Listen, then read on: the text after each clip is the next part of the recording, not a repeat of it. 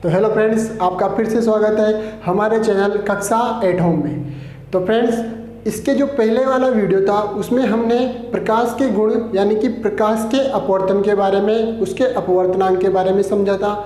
अब हम इस वीडियो को शुरू करने से पहले मैं आपसे कुछ क्वेश्चन करता हूँ कि जैसे मान लो अगर मैं आपसे पूछूँ कि बताओ आसमान का रंग क्या होता है, तो आपका आंसर क्या होगा फ्रेंड्स? आपका आंसर होगा नीला।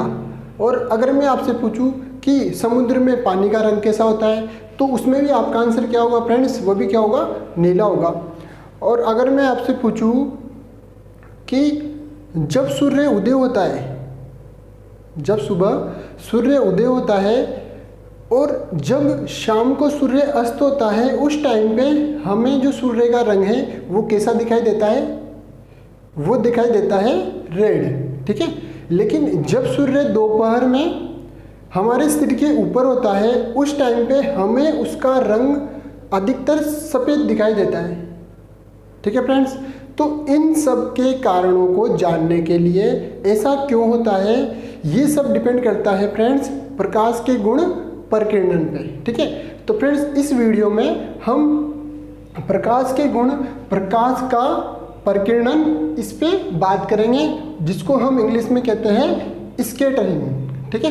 तो स्कैटरिंग के बारे में हम इस वीडियो में विस्तार से समझेंगे। तो सबसे पहले फ्रेंड्स, इस प्रकीर्णन का अर्थ क्या होता है, प्रकीर्णन होता क्या है, तो हम पहले इस शब्द का अर्थ समझ लेते हैं। वास्तव में प्रकीर्णन शब्द का अर्थ होता है फैलाना। किसको फैलाना? किरणों को फैलाना, किरणों को फैलाना। किरणों को फैलाना ही क्या होता है? प्रकीर्णन होता है, ठीक है। अब अगर हम इसकी डेफिनेशन की परिभाषा के बारे में बात करें, तो इसकी परिभाषा होगी फ्रेंड्स, जिस तरह से आप बोर्ड पे देख पा रहे हो कि जब प्रकाश किसी धूल या धुएं से भरे माध्यम में ट्रेवल करता है, तो वो प्रकाश क्या होता है? उन धूल के कणों से टकरा करके फैल जाता है या विसरित हो जाता है। इस घटना को फ्रेंड्स हम क्या कहते हैं? प्रकाश का प्रकीर्णन कहते हैं, ठीक है। तो डेफिनेशन आपको अच्छे से समझ में आ गई होगी। अब प्रकीर्णन की घटना को और अच्छे से समझने के लिए हमें ये पता होना चाहिए कि जो प्रकाश की किरण होती है, जो अपनी सनलाइट होती है, जिसे किसी सन से जो प्रकाश की किरण आती है, उस प्रकाश की किरण का रंग क्या होता है? कभी देखा है आपने उस प्रकाश की किरण का रंग क्या होता है? तो वह आपको ऐसा लगेगा कि वो प्रकाश की किरण श्वेत रंग की है, ठीक है। लेकिन फ्रेंड्स, वास्तव में क्या होता है, जो वो प्रकाश की किरण होती है वो सिर्फ श्वेत प्रकाश की किरण नहीं होती है, वो समय श्वेत प्रकाश की किरण दिखाई देती है। वास्तव में क्या होता है, उस प्रकाश की किरण में सभी कलर, जो भी कलर हम अभी अपनी आंखों से देख पा रहे हैं, वो सभी कलर उस प्रकाश की किरण में उपस्थित होते हैं, जिसे हम विबग्योर के नाम से समझते हैं। किस नाम से समझते हैं? विबग्योर के नाम से समझते हैं। विबग्योर का मतलब क्या होता है फ्रेंड्स? कि उस सफ़ेद प्रकाश की किरण में हमें 7 मुख्य रंग दिखाई देते हैं, जिसमें से पहला क्या है यहाँ पे शब्द वी, ठीक है। तो वी का मतलब है यहाँ पे वायोलेट, जिसे हम हिंदी में कहते हैं बैंगनी। क्या कहते हैं?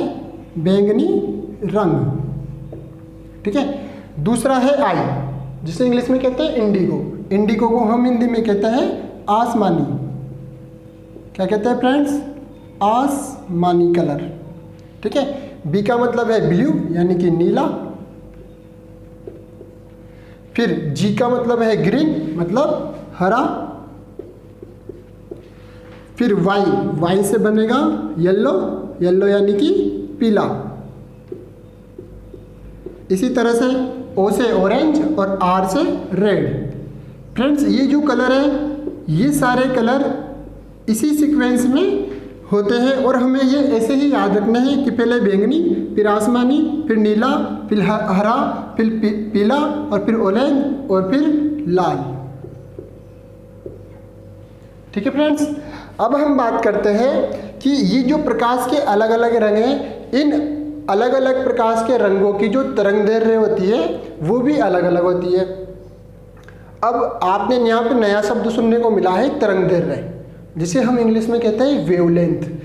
फिजिक्स में इस शब्द का मतलब क्या होता है? इसका मतलब होता है फ्रेंड्स कि प्रकाश का एक ऐसा गुण, तरंगदैर्घ्य प्रकाश का एक ऐसा गुण होती है जो प्रकाश के द्वारा चली गई दूरी को बताती है हमें। ठीक है, तो जैसे मान लो कोई भी हम दो कलर ले लेते, जैसे एक बैंगनी ले लिया और एक लाल ले लिया। ठीक है, तो एक ही माध्यम में एक ही समय में बैंगनी प्रकाश द्वारा या बैंगनी रंग द्वारा तय की गई दूरी और लाल प्रकाश द्वारा तय की गई दूरी को हम लाल प्रकाश की तरंगदैर्घ्य या बैंगनी प्रकाश की तरंगदैर्घ्य कहते हैं। ठीक है, तो कुल मिलाकर के जो तरंगदैर्घ्य है वो प्रकाश का गुण है जो हमें क्या बताता है कि प्रकाश किसी निश्चित समय में कितनी दूरी ट्रेवल कर रहा है। ठीक है फ्रेंड्स, अब हम आगे बात करते हैं। हमने तरंगदैर्घ्य को समझ लिया है। अब इन जो 7 कलर है इनमें से सबकी तरंगदैर्घ्य अलग अलग है। तो जो बैंगनी रंग का प्रकाश होता है उस बैंगनी रंग के प्रकाश की जो तरंगदैर्घ्य होती है वो सबसे कम होगी। इन 7 कलर में सबसे कम तरंगदैर्घ्य किसकी होगी? बैंगनी रंग के प्रकाश की। तो अब आप मुझे बताओ कि सबसे ज़्यादा तरंगदैर्घ्य वाला प्रकाश कौन सा होगा? तो वह होगा फ्रेंड्स लाल। ठीक है, तो लाल रंग की जो तरंगदैर्घ्य होती है वो सबसे क्या होगी? सबसे ज़्यादा होगी। ठीक है, तो अब आपको तरंगदैर्घ्य क्या होती है, ठीक है, और किस रंग की तरंगदैर्घ्य ज़्यादा और किस रंग की तरंगदैर्घ्य कम होगी यह अच्छे से समझ में आ गया होगा।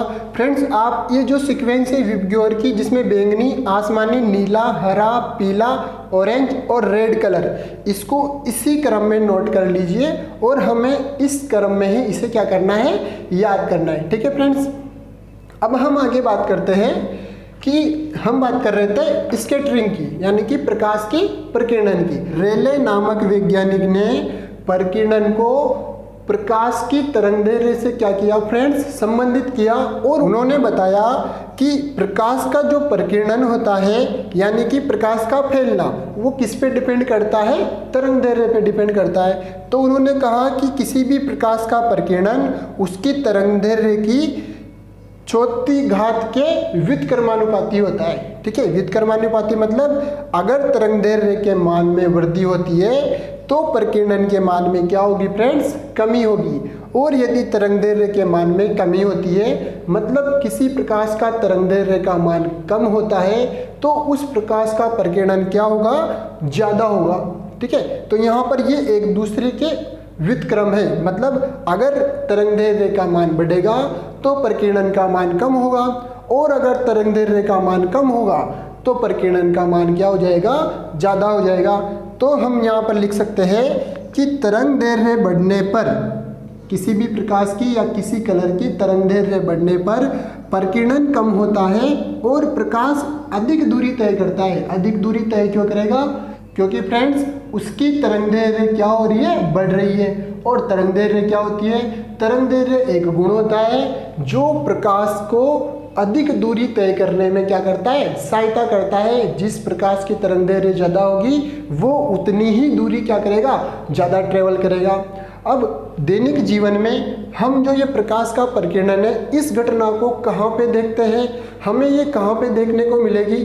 अगर हम कुछ उदाहरणों से समझें तो हम इस घटना को और अच्छे से समझ सकते हैं। ठीक है फ्रेंड्स, तो फ्रेंड्स वीडियो के स्टार्टिंग में जब मैंने आपसे कुछ क्वेश्चन पूछे थे उनमें से एक क्वेश्चन ये भी था कि खतरे का निशान या सिग्नल जो लाइट होती है उसका कलर अधिकतर रेड ही क्यों रखा जाता है? ठीक है, तो अब उसका कारण हम समझेंगे कि उसका कारण क्या होता है कि उसका कलर रेड ही क्यों रखा जाता है, हरा क्यों नहीं रखा जाता, ब्लैक क्यों नहीं रखा जाता। तो आपके दिमाग में सीधा सा आंसर आ गया होगा कि हाँ वो दूर से दिखाता है इस वजह से उसका कलर रेड रखा जाता है। लेकिन उसे हमें साइंस की लैंग्वेज में समझाना हो या समझना हो तो हम कैसे बात करेंगे, कैसे समझाएंगे?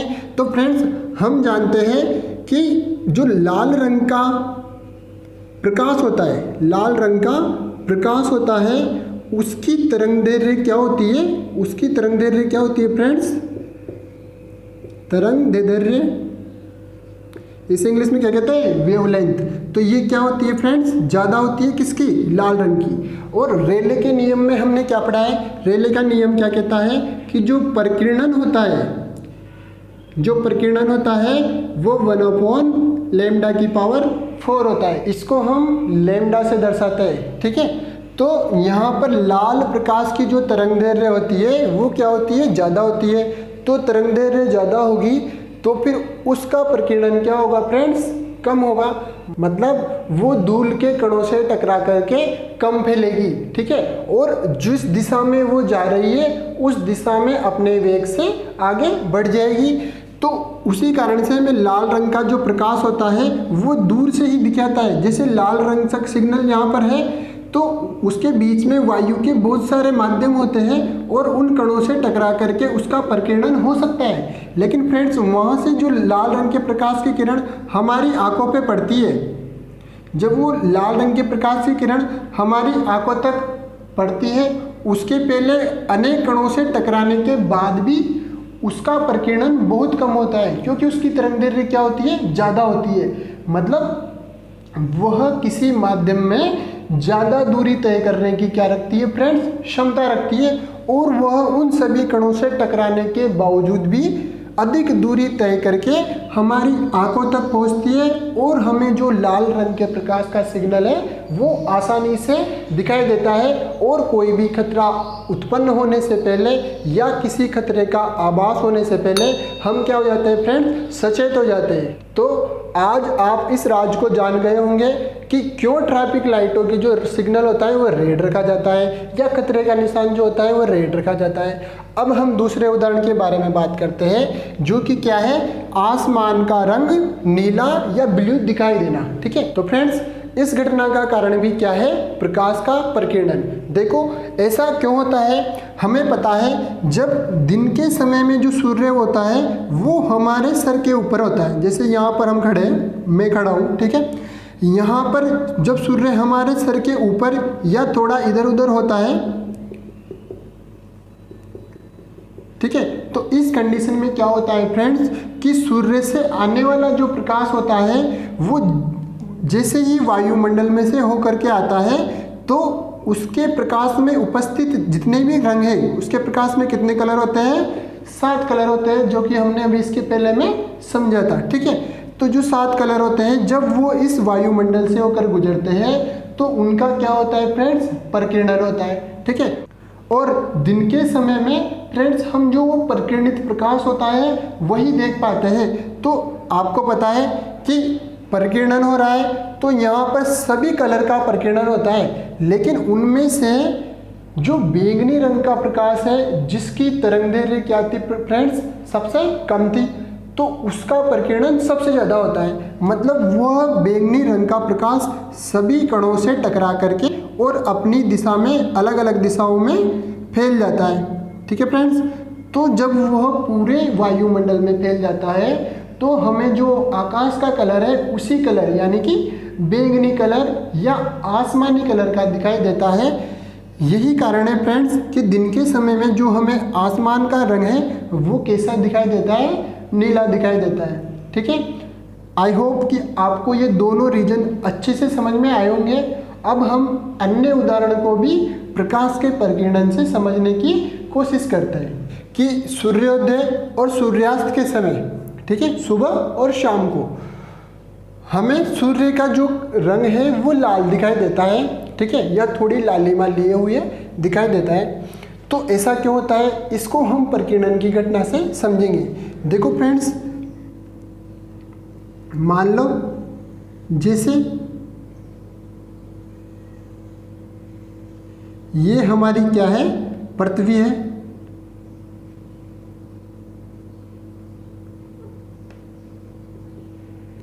ठीक है, और यहाँ पर वापस से मैं ही खड़ा हूँ, ठीक है।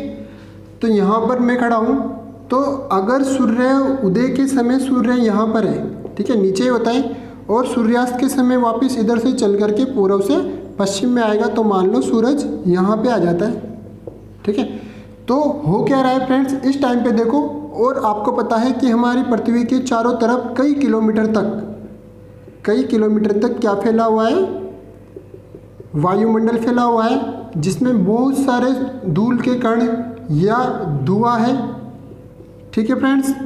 तो जब सूर्य से आने वाला प्रकाश अब मुझे सूर्य देखना है तो सूर्य से आने वाला जो प्रकाश है उसको मेरी आँखों पर आने से पहले इस माध्यम को, इन धूल कणों के माध्यम को पार करना पड़ेगा। ठीक है, तो सूर्य सुबह के समय, जैसे ये क्या होगी, मॉर्निंग टाइम है ना, और ये इवनिंग टाइम में।